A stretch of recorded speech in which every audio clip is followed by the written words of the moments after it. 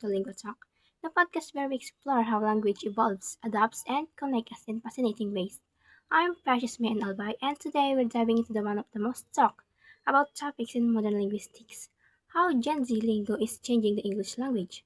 Have you ever heard someone says it's giving Riz or Dilulu, and wonder what does that even mean? You're not alone. These expressions might sound unusual to older generations, but to linguistics, they're proof that language is alive and always changing.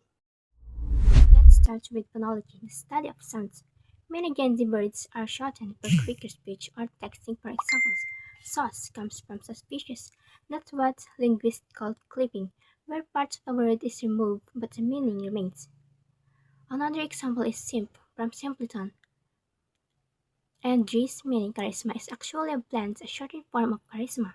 This process of show morphological creativity for users reshape words to fit new social contexts. Now let's talk syntax, the structure of sentences. One of the most iconic Gen Z phrases is giving. Traditionally, the verb give needs an object like it's giving energy or it's giving confidence, but now it's giving stands alone. Linguists call this ellipsis, where part of a sentence is omitted because it's understood from context. Next is semantics, or meaning. Words like slay, ate, and dead have taken on entirely new meanings. Slay now means to impress, ate means did something really well, and I'm dead just means that's so funny. These are examples of semantics shifts where words take figurative meanings in a new context. But Gen Z slang isn't just about fun, it's about also social linguistics in the relationship between language and society. Slang creates in groups and outgroups. When someone uses Gen Z terms correctly, it signals they're part of the digital native community. It's like social badge of belonging. And of course, social media amplifies the process in the most slang talk spreads. Now, one of the viral TikTok can introduce a new words to millions overnight. Linguists call these language diffusions. The rapid spread of the language forms across communities. Finally, we have a pragmatics. How meaning depends on a context. When someone says, you ate, they're not literally talking about foods it's praised for doing something excellently. This is a pragmatic shape, meaning depends entirely on shared cultural and understanding.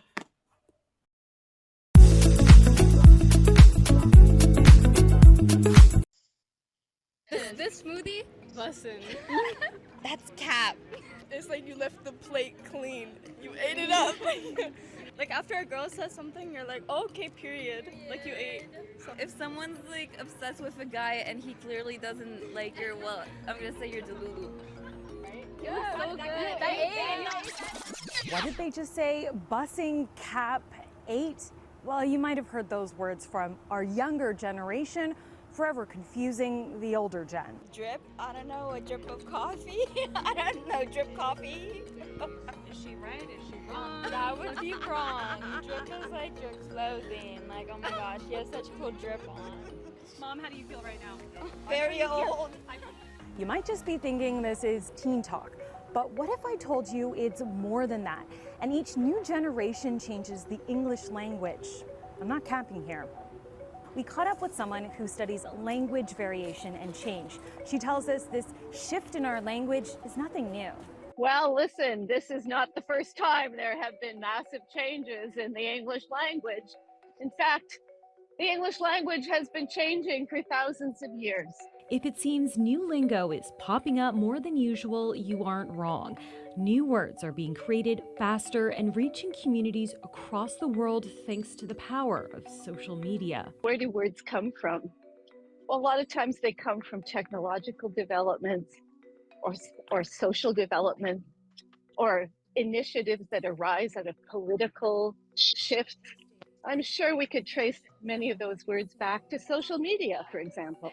as new words emerge in interaction when people are talking to each other. This is so mid. It's only average.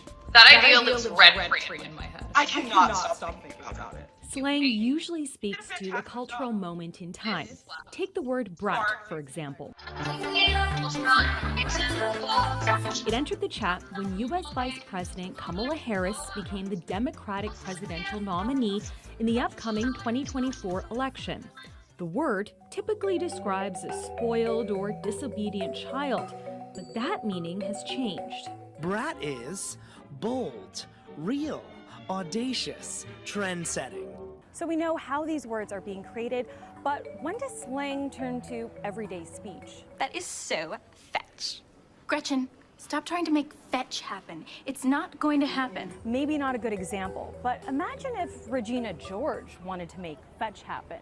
So if you've got influential members of a community using a particular word or phrase or whatever, you're going to see it spread quickly. And if that new word is here to stay, we'll see it jump from different communities into other countries and generations. Language changes because people change. As cultures evolves, our words evolves too. Every generation reshapes the language to express its unique worldview, and Gen Z is no different. These slang terms may seem silly or confusing at first, but they reveal deep truths about communications, identity, and community in the digital age. As linguist David Crystals once said, language change is as natural as breathing, so instead of criticizing slang, we should celebrate it as a sign that English continues to grow and adapt to modern life. So the next time you hear someone says, it's giving main character, remember, you're witnessing linguistic history in motions.